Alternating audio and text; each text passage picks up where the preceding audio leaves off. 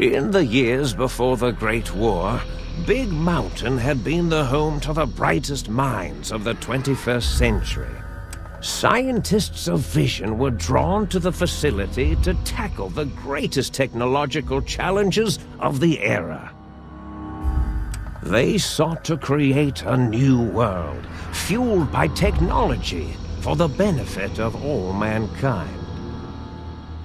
Sonic emitters, space-age alloys, DNA hybridization, force field particle research, Autodoc advances in cranial, cardiac, and trauma surgery.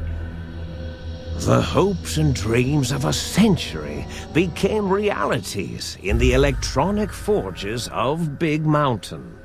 The nucleus of this research was the Dome, a huge stone facility that held the labs of every science known to man. It was a think tank where no problem could not be solved, where no question could not be answered. The Great War brought a new energy to Big Mountain and its scientists. Although sheltered from the front lines, the scientists waged their own war, fighting their battles at the atomic level. Equations and calculations marched endlessly across chalkboards and computer terminals toward one solution: winning the war.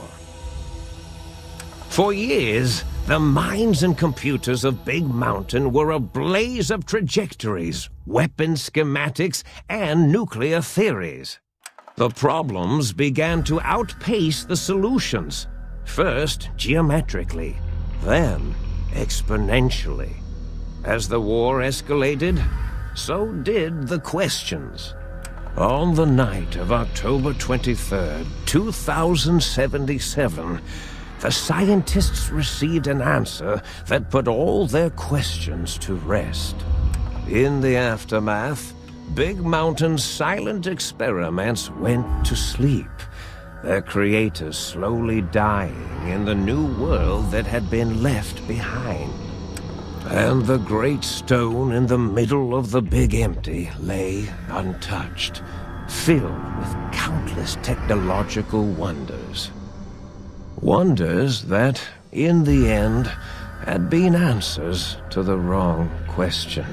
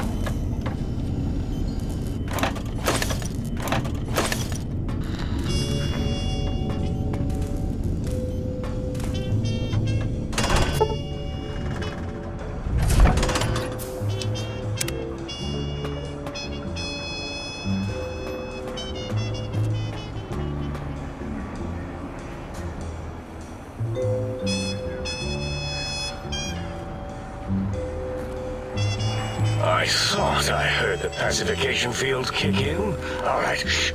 Nobody move. I'll handle this. Be warned, intruder. You are in the presence of a mighty think tank of Big Mountain. The collective geniuses of...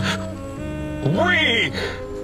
By Oppenheimer, which one of you self-professed geniuses has been adjusting my volume knob? Who was it?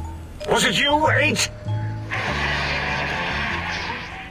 Oh, Dr. O, was it? Likely story. O couldn't spark 2 neurons if they were in a lattice of biomed gel. What? Me? Breaking news, Klein. It wasn't me, all right? I'm the robotical engineer. 8 is sound waves. That's his specialty. You always do this. You always demean me in front of guests. And it's not O, all right? It's... Enough! Either of you do it again, it'll be the last time. Now... Great. Now I forgot what I was saying. What was I talking about?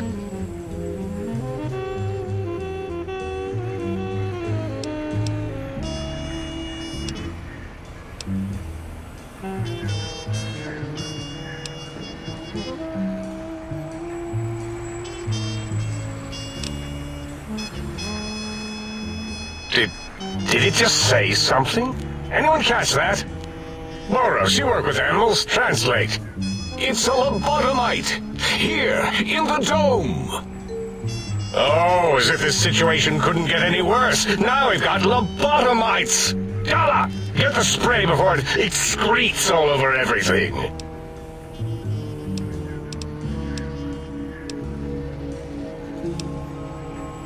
Dr. Klein, if my hypothesis is correct, this lobotomite is the repository of the brain we sent the signal to, the skin envelope once containing it. If so, it's proof that there may indeed be something beyond the crater. Just look at it. The way it blinks. It's like a big, hairless teddy bear. I know what it is, Dollar. I want to know why it's down here. With its limbs all over everything. And are those penises I see wriggling on its feet? Disgusting. I believe those are toes, Dr. Klein. Little teddy bear toes. Penises are much larger than those tiny extremities. Not that I would know. I don't recall the human penis ever being that large. It depends on one's own frame of reference, Dr. O. Look at its little nose with its 2 orifices for ingesting oxygen. Noses? Why, the great static. These lobotomites confound me with their sheer number of useless extremities.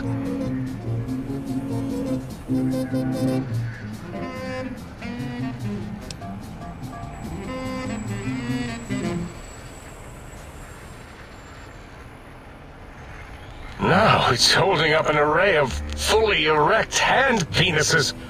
If it tries to insert them, activate vivisectors. Dr. Klein, wait.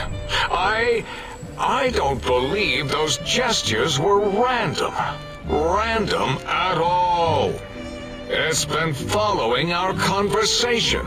The lobotomite understands us. I agree with Boros' histrionic findings. This little lobotomite is unusually attentive for something whose brain has been extracted. Nonsense! Lobotomites can't comprehend us! 8, have you been in the Mentats again? If we slow down our oral processoreceptors to understand this excretion, we'll all be rendered ignorant. All of you, power down, shut up, and let me prove once and for all how wrong you all are. As usual. Lobotomite, do you understand me? Can you speak?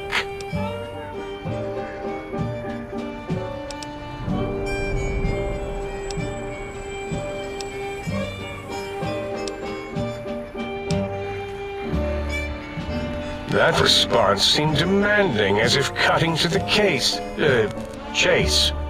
How surgical. Reminds me of... Dr. Klein! A transmission from the Forbidden Zone, coming right at us! It can only be. If it isn't my old colleagues, the mighty think tank of Big Mountain. Big fools, all of you. It is I, Dr. Mobius, transmitting from my dome-shaped dome in the Forbidden Zone. A zone that is, yes, forbidden to you! Even now, my deadly robo-scorpions swarm across Big Mountain with their pincers and pointy laser tails. Soon, all science will be mine! Even the technology sealed in the Big Mountain research centers cannot save you. So cower in your think tank. Wait for the end. That's all. Goodbye. Mobius. Always the same broadcast. He's clearly mad, driven insane by his flawed and imprecise kindergarten-level research methodology. What are we going to do? There's no way we can breach the Forbidden Zone. There's those robot scorpions everywhere. The Forbidden Zone, where no brain has ever entered, nor ever returned. Except Dr. Mobius, and the technologies that could save us. They are out of our reach. And Dr. Mobius mocks us. Did you see his cracked monitor? He's clearly let himself go. What? Ask the lobotomite for help? 8, I think you need the fluid levels in your logic assist pumps checked. If this lobotomite responded, Dr. Klein, then it is clearly intelligent, perhaps even displays heretofore unknown levels of helpfulness. But what of its brain? We scooped that out. We don't even know where we left it. And for putting it back in, none of us have the knowledge. Yes, but it's still aware and responsive. Look at it. It's regarding us even now, with its big teddy bear eyes. If we ask it politely, and leave the part about the unnecessary, ruthless lobotomizing out, it might be favorably disposed to us.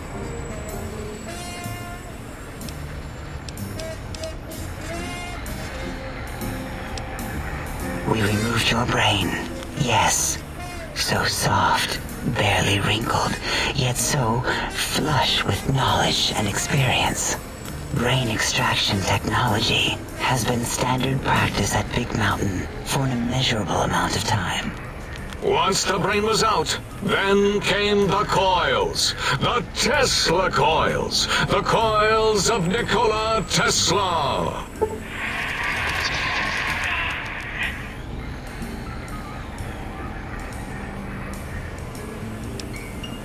Yeah, 8, no need to brag. Wherever your brain is, it's transmitting thoughts to you through the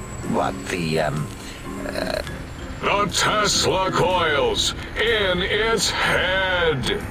This is fortunate in many respects. If your brain was anywhere in the dome, why, you could access your aggression centers. Circumventing the pacification field. This is a no-no. We have never been in a fight. We do not want that. Reminds me of my days in American High. And Richie Marcus.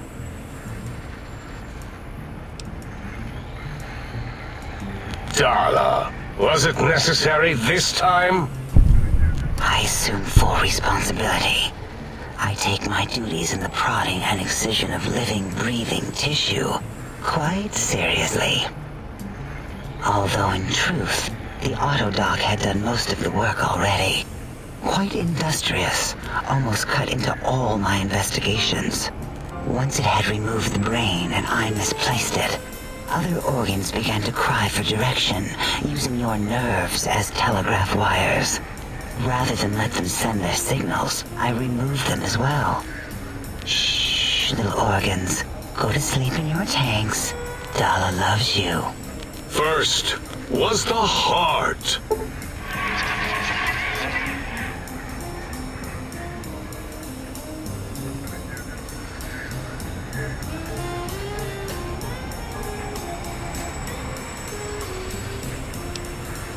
Wait, I mean, second was the heart. Brain was first. Third was the spine.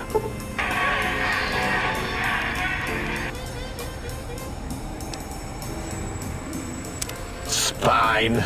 Totally overrated, that arrangement of vertebrae. Look at me, with my lumbar and thoracic curvature.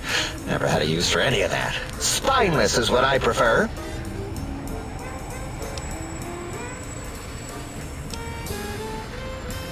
To be correct, you should say, the Autodoc took out your brain. It did all the heavy lifting. It has never worked so hard before. It was unusual. It worked so hard on your surgery, it destroyed its own memory. How odd. I bet your brain remembers what happened. That Autodoc junk heap was one of Mobius's creations, like the rest of the talking scrap metal in the attic. After that, the brain lost itself. Not in the metaphysical sense. Might have gotten flushed into one of the pipes. Actually, that's pretty likely. If so, it was flushed all the way to Mobius. Flush. That is the sound of flushing. By the Fisher of Rolando, enough of this biological surgery talk. Lobotomite, listen to my voice. It denominates me to ask, but we need your help. In most probable of probabilities, our enemy, Mobius, has your brain. This is not good. He will most likely come after our brains next. We want you to stop him, somehow, with science.